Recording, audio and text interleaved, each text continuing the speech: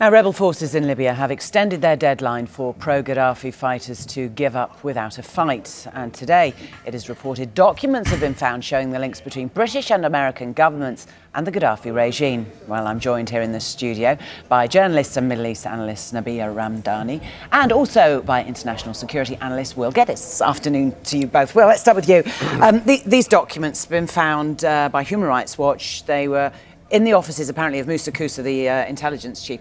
I guess no great surprise that these sort of relationships were being established in terms of intelligence, but these sorts of documents are never supposed to come to light.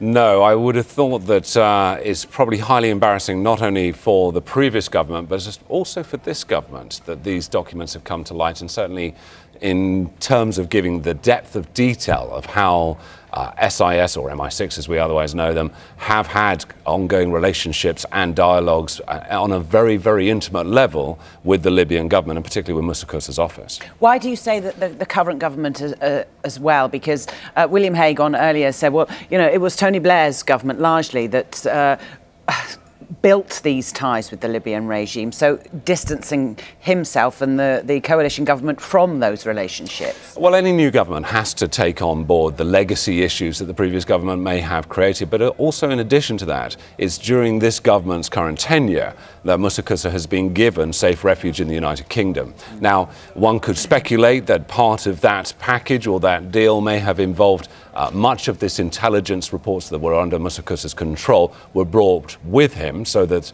again, secret intelligence services would have quite a bit of intelligence to work with.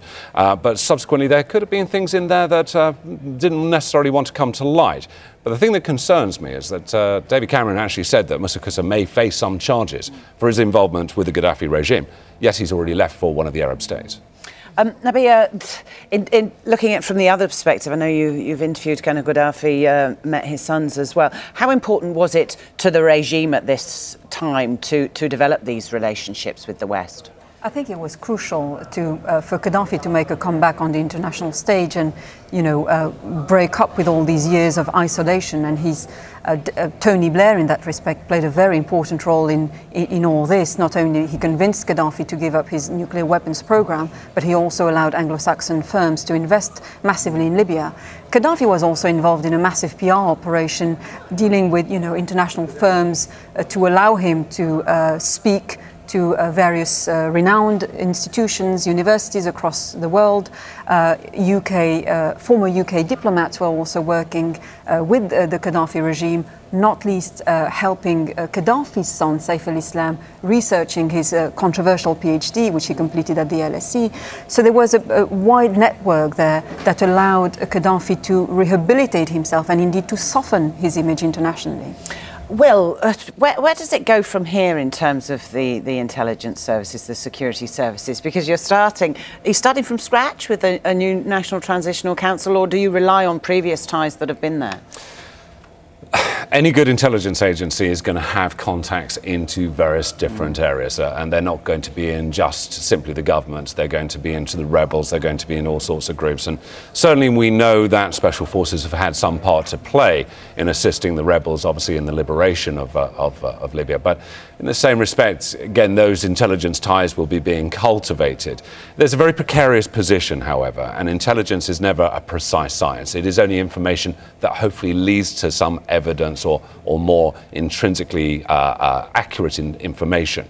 So it's going to be interesting for the security services to see how they're going to evolve these relationships, and whether these relationships, particularly within the rebels, in light of this dossier and these documents obviously coming to light, will turn around and say, OK, how much of a friend were you? Well, Nabila, that's the interesting point, isn't it? Trust is crucial at this stage in terms of the governments in the West and the National Transitional Council. I mean, how wary will they be of the West and trusting other countries? So it should be noted that the National Transitional Council has very strong ties with the old regime to begin with, and the relationship with the West is not being made easy with the fact that there are conflicting interests, ambitions and loyalties within the rebel movement itself.